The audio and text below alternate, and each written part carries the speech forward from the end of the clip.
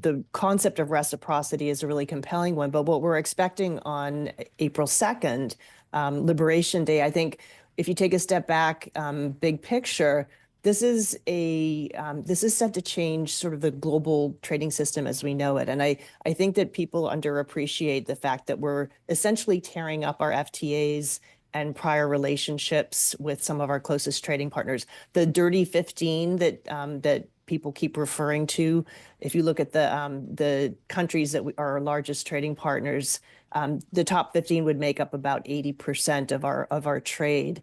And Trump has said that he's going to, the tariffs are obviously going to vary from country to country and have a lot of components that are including VAT, non-tariff barriers. So I think the lack of clarity is distinct here, and it really you have to go back to that word uncertainty.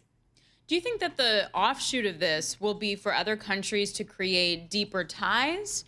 Or, as President Trump has threatened, like if Canada and the EU do this, there'll be more punishment. Like, what's the 3-year outline down the road for that? So I think that there are consequences in how the global trading system and global trade and investment flows are actually going to play out as a result of this, regardless of what happens on April 2nd and in all of the negotiations post April 2nd.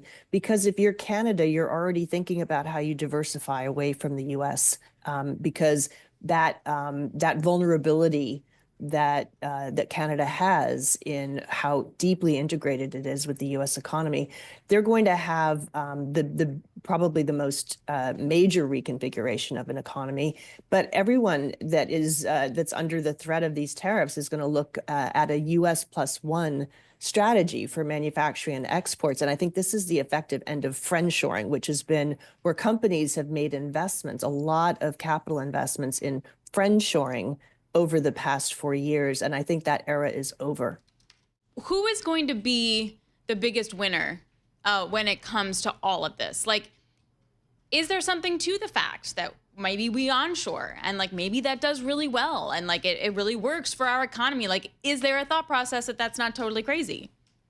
So there definitely are going to be winners and losers. The companies that are protected will benefit, and the ones that are deeply integrated, for example, in global supply chains, are going to have to really make some adjustments.